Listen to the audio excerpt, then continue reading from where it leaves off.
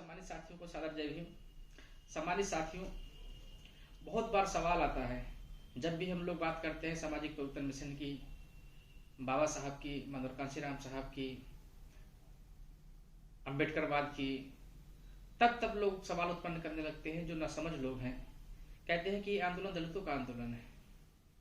मैं स्पष्ट करना चाहूँगा कि ये आंदोलन दलितों का आंदोलन नहीं है, बल्कि ये हम लोगों के समाज में जन्मे, अर्थात बहुजन समाज में जन्मे संतों, गुरुओं, महापुरुषों का आंदोलन है।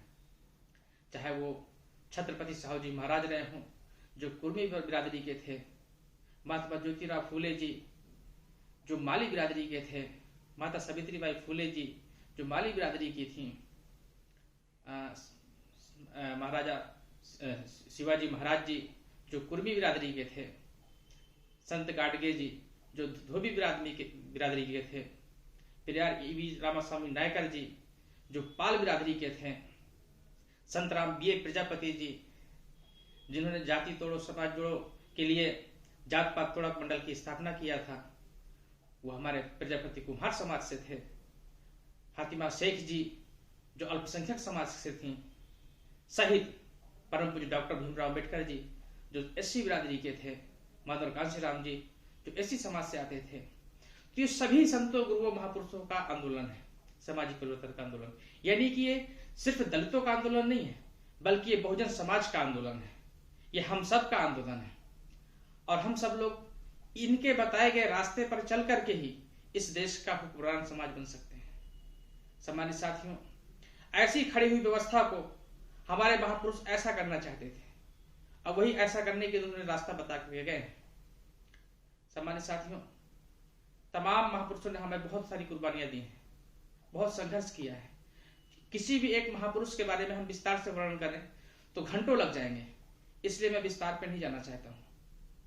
बहुत लोग ये सोचते हैं कि शिक्षा किसी देवी देवता ने दिया है, शिक्षा किसी स्वर्ण ने दिया है हम लोगों को। नहीं, हम लोगों को तो बाकायदे कानून बना करके मनुस्मृति के माध्यम से रोका गया कि स्त्री शूद्रम न ध्येतानम, स्त्री और शूद्रों को पढ़ने लिखने का अधिकार नहीं, ये कानून था, फिर वो चाहे महिला ब्राह्मणी क्यों ना हो।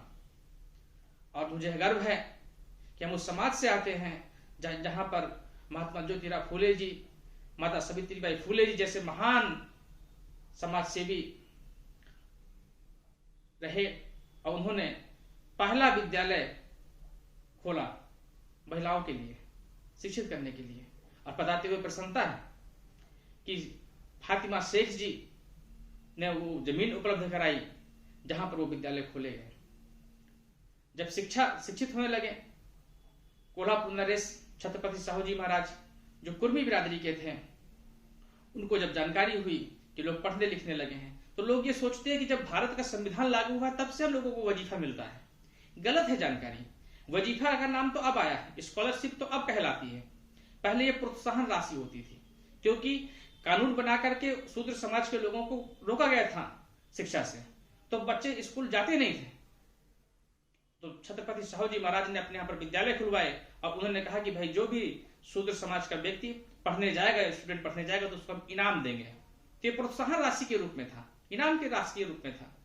वो उस समय लागू हुआ था ये वजीफा, आपका इसको आज स्कॉलर वजीफा कहते हैं। इतना ही नहीं, जब पढ़ लिख गए तो छत्रपति साहू जी महाराज से लोगों ने कहा कि भाई तो पढ़ लिख गया, कोई नौकरी नहीं मिल पा रही है, क्योंकि शूद्रों को तो कोई छूता ही नहीं था, तो कैसे उनको नौकरी मिल पाती। तो इसलिए छत्रपति साहू जी महाराज ने अपने यहाँ पर, अपने राज्य में उन्होंने आरक्षण लागू किया और साथ ही उन्होंने अपने जैसे तमाम राजाओं से बात किया और कई राजाओं ने उनकी बात को माना भी और अपने आप में उन्होंने आरक्षण लागू किया। तो ये आरक्षण की भी प्रक्रिया बैकवर्ड में जन्मे, कुर्मी समाज में जन्मे छत्रपति साहू जी महाराज ने स्टार्ट किया है। और उनके संपर्क में जब परम पूज्य डॉक्टर भीमराव अम्बेडकर जी आए तो उन्होंने उनकी पढ़ाई में भी सहयोग किया। और जब पढ़ लिख करके बाबा साहब भारत वापस लौटे हैं तो उन्होंने कहा कि आप इस आंदोलन को अब आपको आगे बढ़ाना है। बाबा साहब ने अपना ईमानदारी के साथ काम करते हुए इस मिशन को, सामाजिक परिवर्तन के आंदोलन को आगे बढ़ाया और संविधान के माध्यम से बहुत सारे अधिकार हम सब लोगों को देकर गए हैं। और भी बहुत सारा उन्होंने जीवन में संघर्ष किया। उनके संघर्षों पर जाएंगे तो बहुत बड़ा वीडियो हो जाएगा, इसलिए मैं डिटेल पे नहीं जाना चाहता हूं। बाबा साहब के न रहने के बाद ये क्रम रुका नहीं, माननीय कांशीराम साहब ने इस मूवमेंट को संभाल लिया और बाबा साहब ने लिखित में संविधान में ताकत देकर गए। माननीय कांशीराम साहब ने उस किताब में जो ज्ञान बाबा साहब देकर के गए थे उसको धरातल पर, जमीन पर उतारने का काम किया। आज जो भी हम लोगों में बदलाव देख पा रहे हैं, ये समय समय पर जो हम लोगों के महापुरुष रहे हैं उन महापुरुषों के बदलाव का ही परिणाम है। नहीं, आज भी गले में चुकरी बंधी होती, पीछे झाड़ू होता, किसी को छू नहीं पाते, ऐसे कपड़े पहन नहीं पाते, इस जगह पे बैठ नहीं पाते, ऐसे मकानों में रह नहीं पाते, पर ये हमारे महापुरुषों की देन है। इसलिए मैं सभी सम्मानित साथियों से अनुरोध करना चाहता हूं, जो ये गुमराहित हैं, जिन लोगों को मनवादी लोगों ने गुमराह कर रखा है, खास तौर से ओबीसी समाज के लोगों को, कि ये कहते हैं कि ये तो दलितों का आंदोलन है, शेड्यूल कास्ट का आंदोलन है, इनको करने दीजिए, आपसे क्या मतलब है। तो मैं कहना चाहता हूं, न ये दलितों का आंदोलन है, न ये ओबीसी का आंदोलन है। ये अगर आंदोलन है तो दलित, पिछड़ा, आदिवासी और अल्पसंख्यक समाज का, बहुजन समाज का आंदोलन है। इसलिए आप सभी साथियों से अनुरोध है कि आप सभी साथी राष्ट्रीय शोषित समाज पार्टी के साथ में जुड़ करके अपने बताए गए महापुरुषों के रास्तों पर चल करके हम लोगों को इस देश और प्रदेश का हुक्मरान समाज बनना है, यहाँ का शासक बनना है। और इन्हीं सभी शब्दों के साथ में आप सभी का बहुत बहुत धन्यवाद। जय भीम, जय भारत, जय संविधान।